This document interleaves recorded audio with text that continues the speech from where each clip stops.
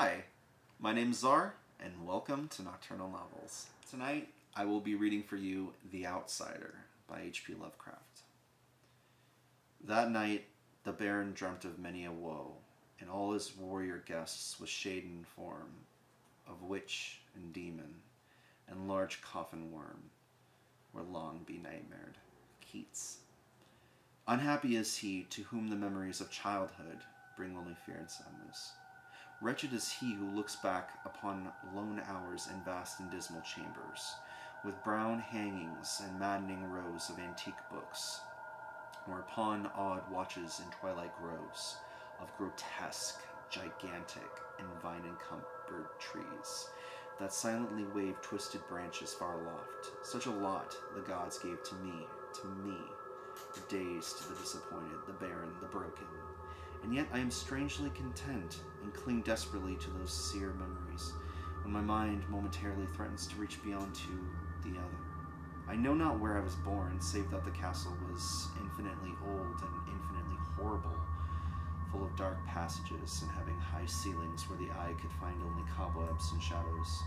The stones in the crumbling corridors seemed always hideously damp, and there was an accursed smell everywhere, as of the piled-up corpses of dead generations. There was never light, so that I used sometimes to light candles and gaze steadily at them for relief. Nor was there any sun out. As I might, the darkness overhead grew no thinner, and a new chill, as of haunted and venerable mold, assailed me. I shivered as I wondered why I did not reach the light, and would have looked down had I dared. I fancied that night had come suddenly upon me, and vainly groped with one free hand for a window embrasure, that I might peer out and above and try to judge the height I had attained. All at once, after an infinity of awesome sightless crawling up that concave and desperate precipice, I felt my head touch a solid thing, and I knew I must have gained the roof, or at least some kind of floor. In the darkness I raised my free hand and tested the barrier, finding it stone and immovable. Then came a deadly circuit of the tower, clinging to whatever holds the slimy wall could give, till finally my testing hand found the barrier yielding, and I turned upward again, pushing the slab or door with my head as I used both hands in my fearful ascent. There was no light revealed above, and as my hands went higher, I knew that my climb was for the nonce ended. Since the slab was the trapdoor of an aperture leading to a level stone surface of greater circumference than the lower tower, no doubt the floor of some lofty and capacious observation chamber, I carefully crawled through and tried to prevent the heavy slab from falling back into place, but failed in the latter attempt. As I lay exhausted on the stone floor, I heard the eerie echoes of its fall, but hoped when necessary to pry it open again. Believing I was now at a prodigious height, far above the accursed branches of the wood, I dragged myself up from the floor and fumbled about for windows, that I might look for the first time upon the sky and the moon and stars of which I had read. But on every hand I was disappointed, since all that I found were vast shelves of marble, bearing odious oblong boxes of disturbing size. More and more I reflected and wondered what horary secrets might abide in this high apartment, so many aeons cut off from the castle below. Then unexpectedly my hands came upon a doorway, where hung a portal of stone, rough with strange chiseling. Trying it, I found it locked, but with a supreme burst of strength I overcame all obstacles and dragged it open inward.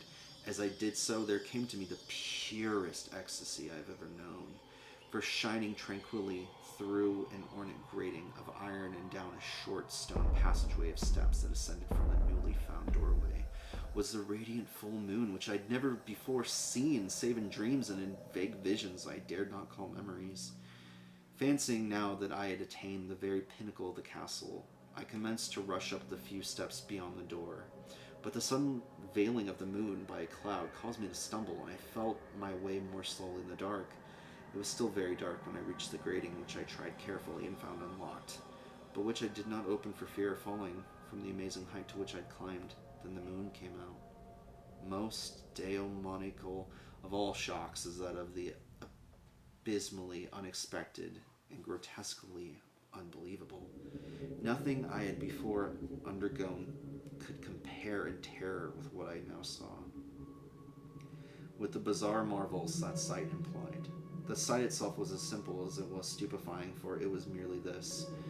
Instead of a dizzying prospect of treetops seen from a lofty eminence, there stretched around me on a level through the grating nothing less than the solid ground, decked and diversified by marble slabs and columns, and overshadowed by an ancient stone church, whose ruined spire gleamed spectrally in the moonlight. Half unconscious, I opened the grating and staggered out upon the white gravel path that stretched away in two directions. My mind, stunned and chaotic as it was, still had the frantic craving for light, and not even the fantastic wonder which had happened could stay my course.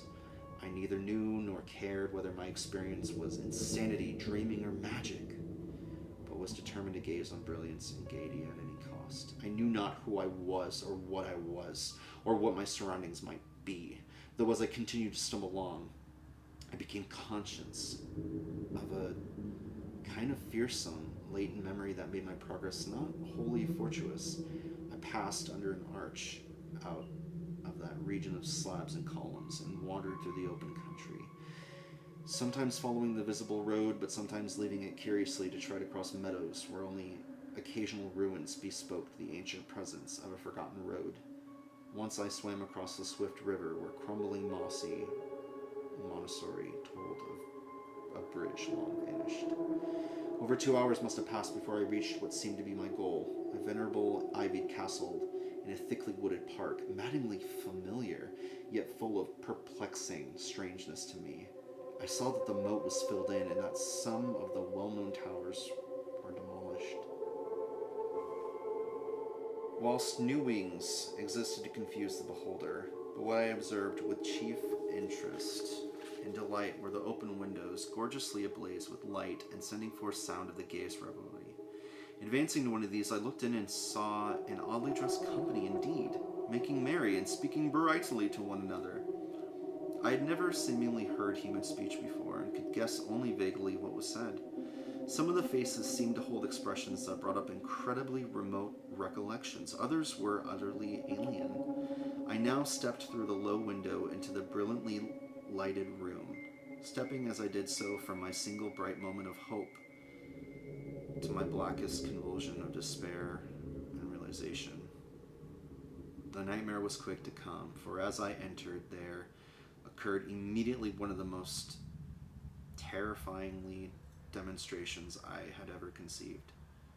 Scarcely had I crossed the sill when there descended upon the whole company a sudden and unheralded fear of hideous intensity, distorting every face and evoking the most horrible screams from nearly every throat.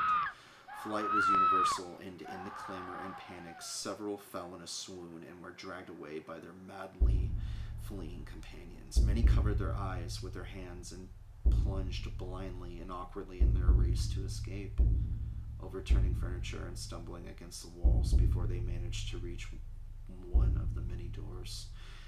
The cries were shocking, and as I stood in the brilliant apartment alone and dazed, listening to their vanishing echoes, I trembled at the thought of what might be lurking near me unseen.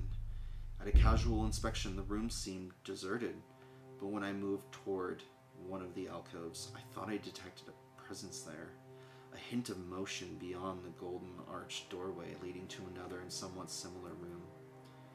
As I approached the arch, I began to perceive the presence more clearly, and then, with the first and last sound I ever uttered, a ghastly ululation that revolted me almost as poignantly as its noxious cause.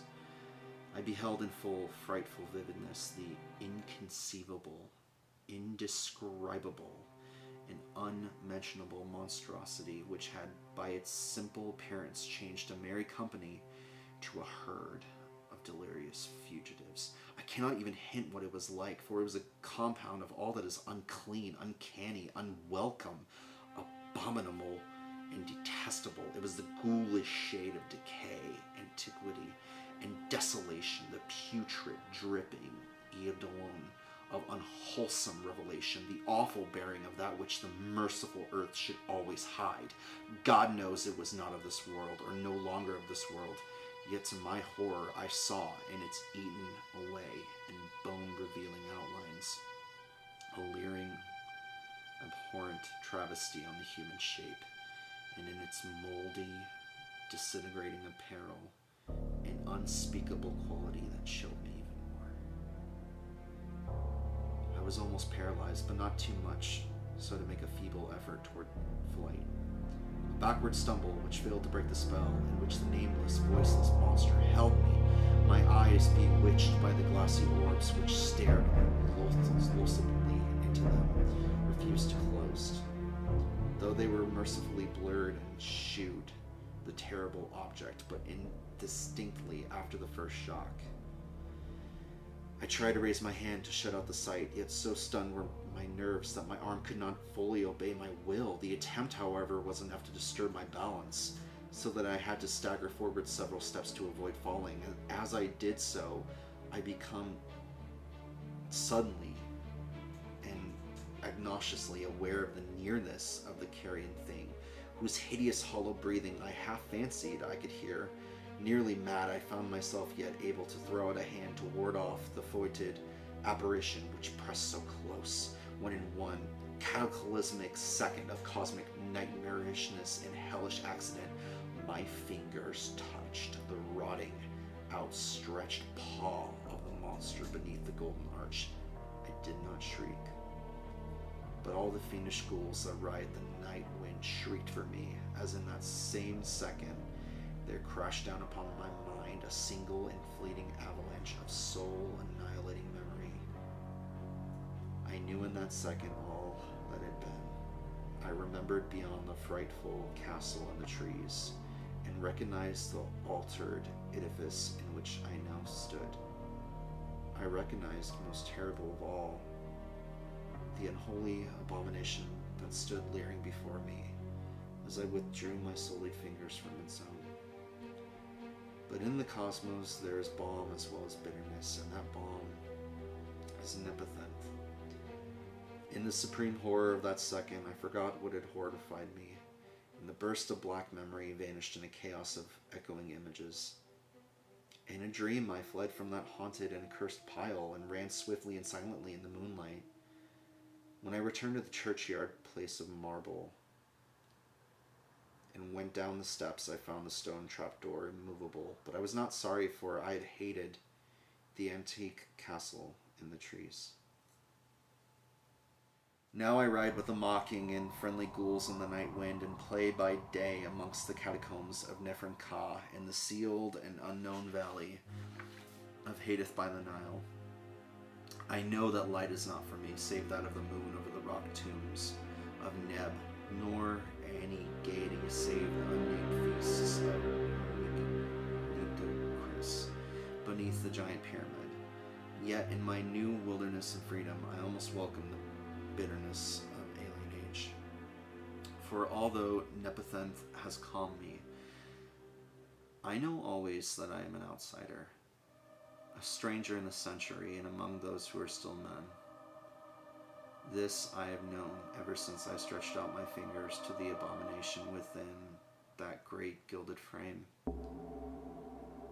Stretched out my fingers and touched a cold and unyielding surface of polished glass.